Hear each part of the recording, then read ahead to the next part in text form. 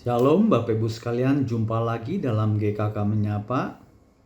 Sebelumnya kita berdoa terlebih dahulu. Bapa di dalam sorga, terima kasih untuk hari yang baru lagi. Kami mau membaca merenungkan firman Tuhan. Biarlah Tuhan yang memberikan kami kemampuan di dalam merenungkan dan melakukan firman-Mu. Dalam nama Yesus kami berdoa. Amin. Saudara-saudara, renungan firman Tuhan dari Amsal pasal 9 ayat 1 sampai 18. Saya akan membacakan ayat 4 sampai 6 dan 16 sampai 18, tetapi pembacaannya sambil di dalam penjelasan ya. Jadi Amsal 9 ayat 1 sampai 18 ini itu membahas tentang hikmat dan kebodohan, saudara-saudara. Hikmat di sini digambarkan sebagai seorang perempuan yang bijak. Perempuan ini memanggil orang-orang datang menerima pengajaran darinya. Hikmat sebagai kemampuan hidup bijak. Pada ayat 4 sampai 6 dikatakan, "Siapa yang tak berpengalaman, singgahlah kemari. Dan kepada yang tidak berakal budi, katanya, marilah, makanlah rotiku, dan minumlah anggur yang telah kucampur." Ayat 6, "Buanglah kebodohan, maka kamu akan hidup, dan ikutilah jalan pengertian." Itu hikmat yang berkata-kata. Tetapi sebaliknya ayat 16 sampai 18, redaksinya sama di awal. Ini kebodohan yang berkata, digambarkan sebagai seorang perempuan yang bodoh dan sembrono.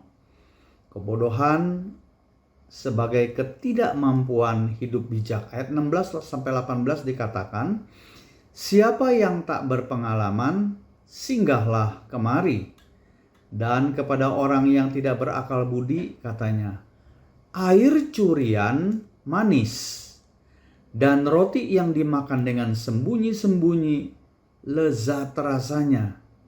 Mereka yang menjadi mangsanya tidak tahu bahwa orang yang mengunjungi dia, yang mengunjungi kebodohan ini, menemui ajalnya di situ. Dan mereka yang telah masuk ke dalam rumahnya sekarang berada di dalam dunia orang mati." Jadi perhatikan di awal hikmat, redaksinya, "Siapa yang tak berpengalaman, singgahlah kemari, dan kepada yang tidak berakal budi." Sebaliknya kebodohan, dosa, si jahat, memakai redaksi yang sama di ayat 16. "Siapa yang tak berpengalaman, singgahlah kemari, dan kepada orang yang tidak berakal budi." Dikatakan juga, tetapi bedanya apa, saudara-saudara? Kalau hikmat ini, makanlah rotiku, minumlah anggur yang telah kucampur, buanglah kebodohan. Tetapi kebodohan itu sendiri, dosa, mengundang kita dengan kalimat yang sangat bertolak belakang. Air curian manis. Roti yang dimakan dengan sembunyi-sembunyi lezat rasanya. Jadi melakukan dosa yang sembunyi-sembunyi ini, itu adalah lezat. Jadi semuanya mengajarkan tentang kejahatan. Nah, jadi saudara-saudara, orang yang memilih hikmat adalah orang bijak yang memiliki hidup lebih baik dan bahagia. Sebaliknya orang yang memilih kebodohan adalah orang yang tidak bijak, akan mengalami kesulitan dan kesengsaraan.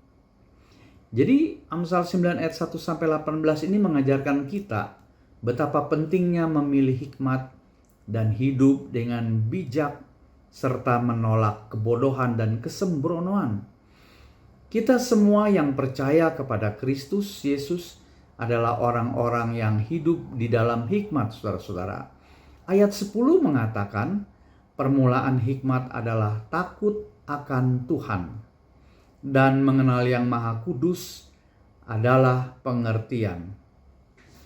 Jadi hikmat yaitu Allah pencipta yang sudah datang di dalam Kristus Yesus. Saudara yang sudah ada di dalam Kristus Yesus, jangan sombong dulu. Kalau kita lengah, kita gagal mengandalkan Tuhan, kita akan menjadi pengikut sang kebodohan. Ketika kita mengikut di dalamnya, maka sebetulnya kita sudah ada di dalam dunia orang mati. Sebab itu sadarlah, bertobatlah, minta kekuatan dari Tuhan untuk kita kembali kepada hikmat. Hidup di dalam bijaksana daripada Tuhan. Mari kita berdoa. Terima kasih untuk firman-Mu ya Tuhan. Kami bersyukur karena kami adalah orang-orang yang hidup di dalam hikmat Tuhan karena Engkau sudah menebus kami. Tetapi di dalam perjalanan hidup kami mengakui kami seringkali jatuh bangun. Tapi tolong Tuhan jangan biarkan kami berkanjang di dalam dosa. Tuhan, hamba-Mu berdoa untuk setiap jemaat-Mu yang di dalam pergumulan hidup, pergumulan ekonomi, sakit penyakit. Tuhan tolong, Tuhan sembuhkan, Tuhan hiburkan. Dalam nama Tuhan Yesus Kristus kami berdoa. Amin.